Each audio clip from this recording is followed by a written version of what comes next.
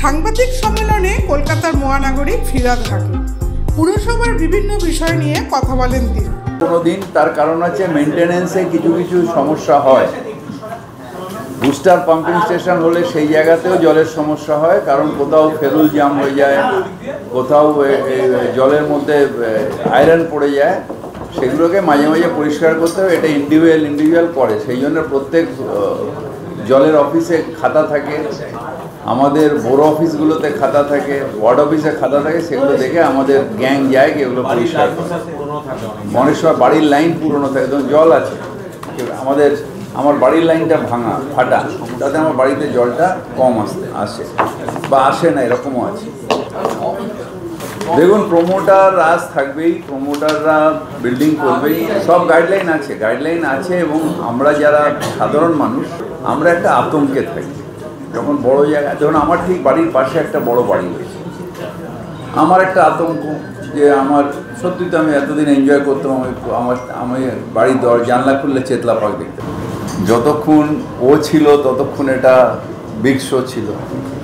তাহলে ওখানে কি করছে? ওই যে কালকে কোথায় একটা সন্দেশখালির কোথায় একটা ছোট্ট একটা এর মধ্যে সভা করতে যাবে, তাহলে ওখানে কি? ওখানে একটা যদি ফ্যাশন শো, ওটা কি শো? Happen show. সুতরাং এইগুলো সব বেকারের। আমাদের মানুষের মাঝখানে নেতা নেত্রীকে, কারণ ভিড় হবে, একটু এগিয়ে গেলে আমাদের নেত্রীকে দেখতে পাবে, নেতাদের দেখতে পাবে, সেই জন্য এটা করেছে। ফ্যাশন শো করা এগুলো আসলে খুব চিপ রাজনীতিতে খুব চিপ। আমরা ব্যক্তি আক্রমণ, এটা রাজনীতির স্তরটাকে অনেক নামিয়ে দেয়। তাহলে খুনিকে তুমি নিয়ে নিচ্ছ বিজেপিতে, তাহলে তো বিজেপি খুনি, এটা এবার আমরা বলবো খুনি বিজেপি, দূর হাঁটো। আমার মনে হয় যে তৃণমূল যখন নেয় তখন নিচের তলায় সেই অঞ্চলে কথা বলেই নেয়, তো আমার মনে হয় খুব বেশি সমস্যা হবে না। সমর্থন করি না, কিন্তু মুকুটমণির কেসে সত্যি তো ওখানে সেন্ট্রাল মিনিস্টার থেকে আরম্ভ করে সবাই অনেক কিছু বলেছিল, কিন্তু কোনো ডেভেলপমেন্ট কিছু নেই। যা ডেভেলপমেন্ট মমতা ব্যানার্জি করেছে, ন্যাচারালি ও মমতা ব্যানার্জির প্রতি নিজের সমর্থন। বিচারের বাণী আজকে ভারতবর্ষের নীরবে নিভৃতে কাঁদছে। আমি বলছি, শোনো, কোনো বিচারককে পার্টিকুলার বলছি না, কিন্তু বিচার ব্যবস্থার বা বিচারকের উচ্চ আকাঙ্ক্ষা এটা বিচার ব্যবস্থাকে নষ্ট করছে। যে আমাদের বিরুদ্ধে এই যে এখন বলছেন ইল্লিগাল, এটা ষড়যন্ত্র, যিনি সিবিআই তদন্ত দিয়ে গেছিলেন তারও একটা উচ্চ আকাঙ্ক্ষা ছিল, হয়নি, তারপর তিনি রিটায়ার করে গেছেন। কিন্তু এটা আমাদের কনস্টিটিউশন, আমাদের যে সংবিধান, পুলিশ এনকোয়ারি করছে। মমতা ব্যানার্জির অ্যাডমিনিস্ট্রেশনে কার ছেলে, কার বাবা, কার কাকা এসব থাকে না। এগুলো বিলকিস বানো কেসে হয় যে এরা একটা ধর্মের, তাই এরা অন্যায় করতে পারে না, তাই তাদের মালা পরিয়ে ক্রিমিনাল যারা রেপ করে তাদের গুজরাট জেল থেকে বার করে নিয়ে আসে, কিন্তু বাংলায় সব হয় না। এনকোয়ারি করছে, এনকোয়ারিতে বিজেপি কি বললো, সিপিএম কিছু বললো না। এনকোয়ারিতে যে শাস্তি, যে অপরাধী হবে তাকে, জুমান কালকে তো ছিল জুমার নামাজে ভর্তি হয়ে গেল রাস্তায়, বেচারি নামাজ পড়ছে, সিজদা দিচ্ছে, সেই অবস্থায় লাথি মারছে।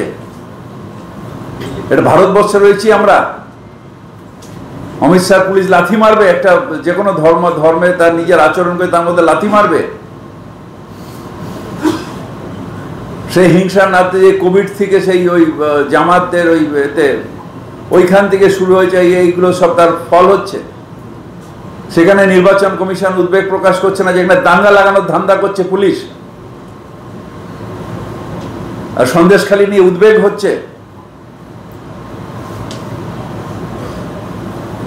কোর্ট চুপ করে রয়েছে। মানুষের অধিকার চলে যাচ্ছে। প্যালেস্টাইন আর দিল্লির মধ্যে কি তফাৎ রইল? তাহলে নামাজ পড়া অবস্থা লাথি মেরে দেবে, যে কোনো ধর্ম আচরণ করবে তাকে লাথি মারবে।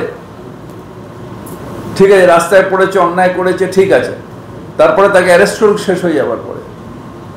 ভারতবর্ষে আছি আমরা, একটা নির্লজ্জ অপদার্থ সরকার, তাকে যারা সমর্থন করে তারাও নির্লজ্জ। শুধু ধর্মীয় বিভাজন, ভারতবর্ষকে করো সেই নিয়ে করছে এরা। সেটা নির্বাচন কমিশন তার সেই ব্যাপারে উদ্বেগী নয়।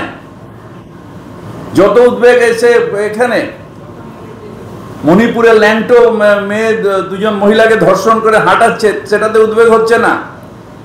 সন্দেশখালীতে দুজন নিশ্চিতভাবে অন্যায় হয়েছে, অ্যারেস্ট হয়েছে, সেই কি নাম ওই ছেলে দুটো, শিবু হাজরা আর উত্তম সর্দার অ্যারেস্ট হয়েছে, কোর্ট তার সাজা দেবে।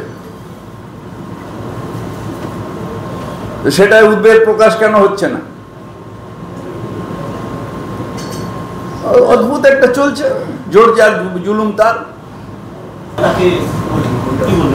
এটা আমার কোনো আইডিয়া নেই, আমি জানি না। মানে বদলি করা হচ্ছে, টিভি দেখে তো নির্বাচন কমিশন, হাইকোর্টের জজেরা সব টিভি দেখে। টিভি দেখে দেখে তাদের নিজেদের ওপিনিয়ন তৈরি হয়। বাংলায় ল অ্যান্ড অর্ডার যথেষ্ট ভালো আছে। নির্বাচন করে উদ্বেগ প্রকাশ করলো না। কানপুরে একটা মেয়েকে ধর্ষণ করা হলো, তারপর তাকে ধর্ষণের রিপোর্ট তুলে দেওয়ার জন্য চাপ দেওয়া হলো, তার বাবা আত্মহত্যা করলো। নির্বাচন কমিশন উদ্বেগ প্রকাশ করলো না যে দুজন ক্রিমিনালকে ধরে নিয়ে পুলিশ কাস্টডিতে লকআপে রয়েছে, তারপরে 4টে ক্রিমিনাল বাইরে দিয়ে এসে দামাদাম গুলি চালালো ইউপিতে, তাতে উদ্বেগ প্রকাশ হলো না। এতগুলো মানুষ মারা গেল, তাতে উদ্বেগ প্রকাশ হলো না। সন্দেশখালীতে যেটা হয়েছে কেউ সমর্থন করে না, কিন্তু তাতে কেউ মারা যায়নি। এত উদ্বেগী হওয়ার কিছু নেই। ল অ্যান্ড অর্ডার ঠিকই, 2-4টে লোক অত্যাচার করেছে, তারা অ্যারেস্ট হয়েছে, লয়ের আন্ডারে রয়েছে, তাদের কোর্ট সাজা দেবে, তাতে উদ্বেগ প্রকাশের কি আছে? আর যেখানে সত্যি সত্যি গুলি করে মেরে দিচ্ছে, যেখানে কোনো ল অ্যান্ড অর্ডার নেই, সেটা নিয়ে উদ্বেগ হচ্ছে না। উদ্বেগ সব বাংলায়।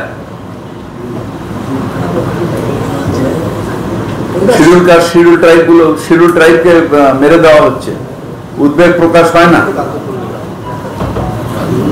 এই তো আপনাদেরই টিভিতে আমি দেখেছি, সেটা নিয়ে কোনো উদ্বেগ নেই। উদ্বেগ যত হচ্ছে ওই কিছু জমিকে কেড়ে নিয়েছে বা অন্যায় করেছে, সেই জন্য ওই 4-5টা ছেলের জন্য উদ্বেগ প্রকাশ হচ্ছে।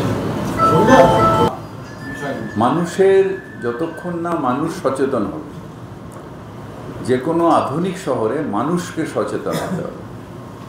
আমি নোংরা ফেলবো না।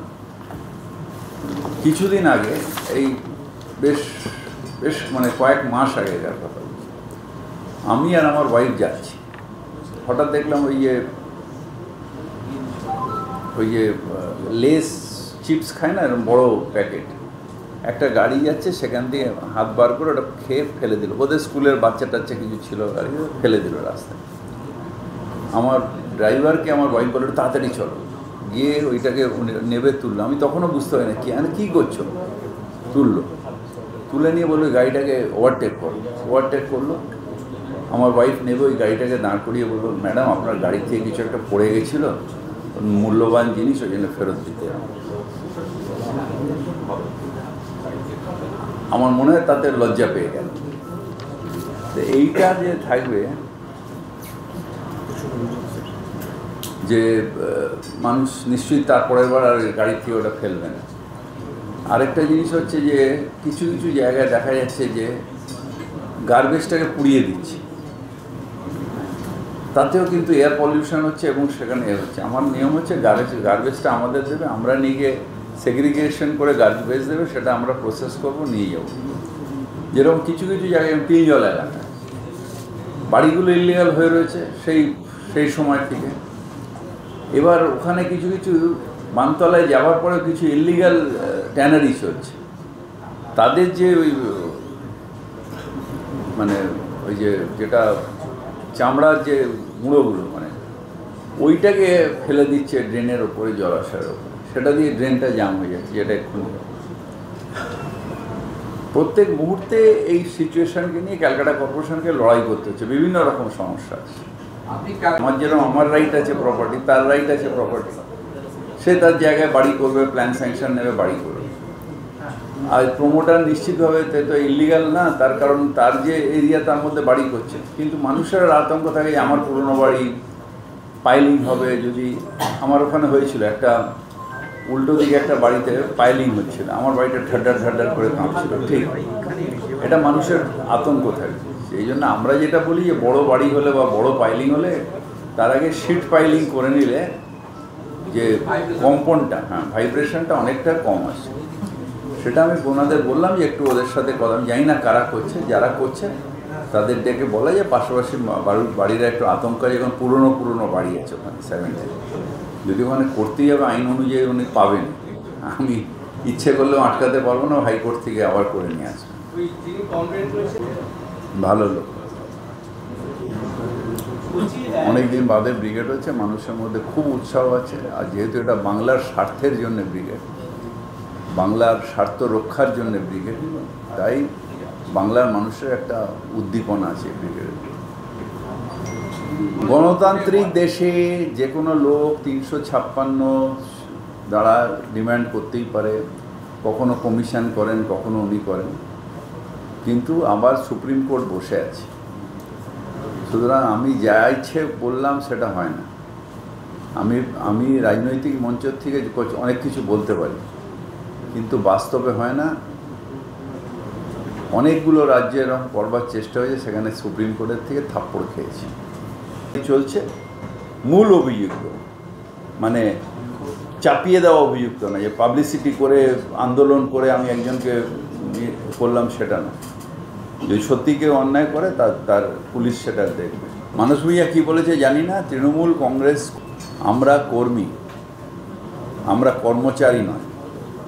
তাই কর্মীরা সবাই মমতা বন্দ্যোপাধ্যায়ের নেত্রী, আমাদের একটা আবেগ আছে, তাকে শোনার জন্য আমরা সবাই ব্যস্ত থাকি। সে একটা সাধারণ গ্রামের কর্মীর থেকে নিয়ে আমাদের মতন সবাই আমরা করি।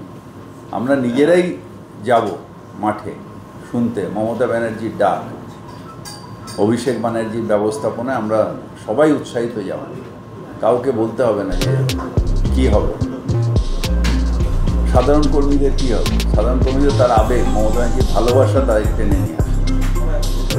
আমি তাকে কী শাস্তি, কী পেয়েছে তাকে আমি শাস্তি। ব্যুরো রিপোর্ট, সূত্রকার সংবাদ।